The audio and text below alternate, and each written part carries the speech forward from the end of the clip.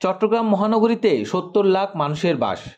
নগরীতে দৈনিক পানির চাহিদা ৫৮ কোটি লিটার আর ওয়াসা উৎপাদন করে ৫০ কোটি লিটার। চট্টগ্রাম ওয়াসা ৪টি প্রকল্পের মাধ্যমে নগরীতে এই সুপেয় পানি সরবরাহ করে থাকে।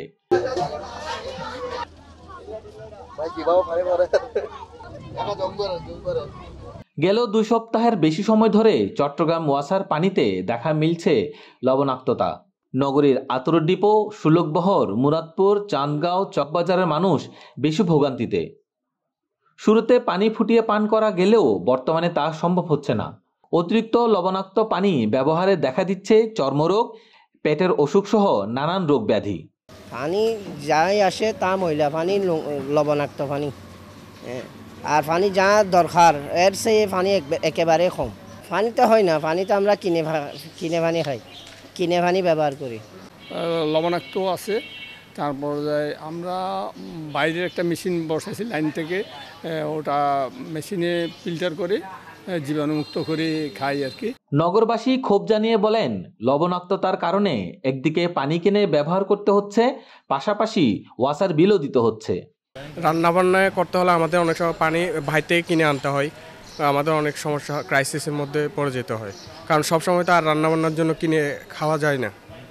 পানির বিলও দিতে হয় আমাদের, যেগুলো কিনি দোকান থেকে ওগুলোও দিতে হয়। এইখানের মধ্যে যে লবণাক্ত পানিগুলো এখন আমাদের, তো আমরা নিয়মিত এটা সাফার করতেছি, তার মধ্যে আমরা মাসে মাসে বিল দিচ্ছি, তার মধ্যে আমরা আবার এখন জারের পানি খাচ্ছি, তাহলে আমাদের নিত্য সব পণ্যের দাম বেশি, তার মধ্যে আমাদের এখন বাড়তি একটা খরচ চলে আসছে। চিকিৎসকরা বলছেন, মানুষের শরীরে প্রতি লিটার পানিতে লবণের সহনীয় মাত্রা হচ্ছে ২৫০ মিলিগ্রাম, কিন্তু ওয়াসার পানিতে বর্তমানে প্রতি লিটার পানিতে লবণ পাওয়া যাচ্ছে ২২৫০ মিলিগ্রাম। শরীরে অতিরিক্ত লবণের কারণে নানান ধরনের জটিলতা, সেই সাথে মৃত্যু ঝুঁকিও তৈরি হতে পারে। লবণ আসলে আমাদের শরীরের জন্য আসলে উপকারী জিনিস নয়, তবে ওয়ার্ল্ড হেলথ অর্গানাইজেশন আমাদের একটা রিকমেন্ডেশনস লেভেল ঠিক করে দিয়েছেন আর কি। তো এর চেয়ে যদি বেশি মাত্রাতিরিক্ত লবণ আমরা যদি কনজিউম করি, তো সেই ক্ষেত্রে স্বাস্থ্যের একটা এফেক্ট হয়। প্রথমত যেটা মনে করেন, আমরা স্বাভাবিকভাবে লবণ যখন আমরা পেটের মধ্যে যাই, পরিমাণের চেয়ে যদি বেশি যায়, প্রথমে স্টোমাকের মধ্যে একটা আপসেট তৈরি হয়, পেটের মধ্যে একটা খারাপ অনুভব আসে, যেটা আমরা ব্লোটিং বলে থাকি। এক্সট্রা লবণ থাকার কারণেও আমাদের কি হয়, ব্লাড প্রেশার বেড়ে যায়। এক্সট্রা লবণ থাকার কারণে সেই ব্লাড প্রেশার আবার হার্টের উপরে একটা এফেক্ট করে, তাহলে তার কার্ডিয়াক প্রবলেম চলে আসে। তো সব কিছু মিলে লবণ যেরকম আমাদের অপকারও হতে আছে, তাহলে ভেরি কেয়ারফুল থাকতে হবে। যাদের হাই প্রেশার আছে, যাদের কিডনি প্রবলেম আছে, যাদের হার্টের প্রবলেম আছে, তাদেরকে ভেরি কেয়ারফুলি এই লবণাক্ত পানি থেকে পরিহার থাকা, যেমনভাবে হোক। ওয়াসা কর্তৃপক্ষ বলছেন, কাপ্তাই লেকের পানির স্তর কমে যাওয়ায় পানির প্রবাহ বিপরীতমুখী সাগরের পানিকে জোরালো বাধা দিতে পারছে না। ফলে অন্য সময়ের চেয়ে বেশি পরিমাণ সাগরের নোনা পানি কর্ণফুলী দিয়ে ঢুকছে হালদা নদীতে। এই জন্য জোয়ারের সময় ৫ থেকে ৬ ঘন্টা পানি উত্তোলন বন্ধ রাখতে হচ্ছে। এই কারণে নগরীতে তৈরি হয়েছে পানি সংকট ও লবণাক্ততা। কাপ্তাই যে হাইড্রো ইলেকট্রিক পাওয়ার প্ল্যান্ট আছে, কাপ্তাই লেক থেকে আপনার পানিটা হাইড্রো ইলেকট্রিক পাওয়ার প্ল্যান্ট হয়ে কর্ণফুলী নদীতে আসে, কর্ণফুলী নদী থেকে আপনার হালদা নদীর সমুদ্রে চলে যায়, আর কিছু অংশ আপনার হালদা নদীতে ঢুকে।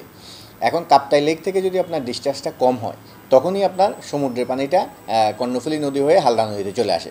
তো আমাদের যে মোহরা ওয়াটার ট্রিটমেন্ট প্ল্যান্টটা, সেটা আপনার কর্ণফুলী এবং হালদার কনফ্লুয়েন্স থেকে 0.5 কিলোমিটার দূরে। তো এটা খুব সহজেই আমাদের ট্রিটমেন্ট প্ল্যান্টের ওখানে চলে আসে। তো যার ফলে আপনার আমাদের স্যালাইনিটি, ওই প্ল্যান্টের স্যালাইনিটি বেড়ে যায়। তো স্যালাইনিটি বেড়ে গেলে গত কয়েকদিনের আমরা যে রেকর্ডটা দেখেছি, সেটা দেখা যাচ্ছে যে স্যালাইনিটি আপনার 2250 পর্যন্ত উঠে গেছে, 2250 মিলিগ্রাম পার লিটার। তো ওই পানিটা আমরা নিই না, ওই পানিটা নিয়ে তো আমরা ট্রিটমেন্ট করে ওটা লাভ নাই। তো আমার স্যালাইনিটির যে WHO গাইডলাইন আছে যে 250 মিলিগ্রাম পার লিটার, আমরা তার মধ্যেই রাখি, তার মধ্যে আমরা রেখে আমরা ট্রিটমেন্ট করি। তো এতে করে আমরা যে সময়টুকুতে আমরা পানিটা নিই না, ওই পানিটার আমাদের প্রোডাকশানে একটা ঘাটতি পড়ে গেছে। আমার এখন সারা শহরে 58 কোটি লিটার পানি দরকার পড়ে, আমরা এখন 50 কোটি লিটার হচ্ছে আমাদের সক্ষমতা। কিন্তু এই যে স্যালাইনিটি এবং বিভিন্ন কারণে দেখা যাচ্ছে আমরা এখন 43-44 কোটি লিটার পানি আমরা উৎপাদন করতে পারি। তো এই কারণে একটা সারা শহরে একটা ঘাটতি থেকে যায়। ওই ঘাটতির কারণে আমরা কিছু অংশ রেশনিং করি, আবার কিছু অংশ আপনার দেখা যাচ্ছে যে রেশনিং করলেও আবার তারা পাচ্ছে না। তখন সেখানে আবার আমরা বিভিন্ন কায়দায় পানি দেওয়ার জন্য চেষ্টা করি। তো এভাবে আপনার এই যে 2-3 মাস আপনার চলে আর কি, প্রতি বছরই প্রায় মার্চ, এপ্রিল, মে মাসে আপনার এইভাবে চলে। তো আমরা এই কারণে পার্মানেন্ট একটা সলিউশনে চলে যেতে যাচ্ছি। লবণাক্ততার কারণে দৈনিক 14-15 কোটি লিটার ঘাটতি নিয়ে বর্তমানে ওয়াসা পানি সরবরাহ করছে 43 থেকে 44 কোটি লিটার। ওয়াসার আবাসিক ও অনাবাসিক গ্রাহক রয়েছে 91,000।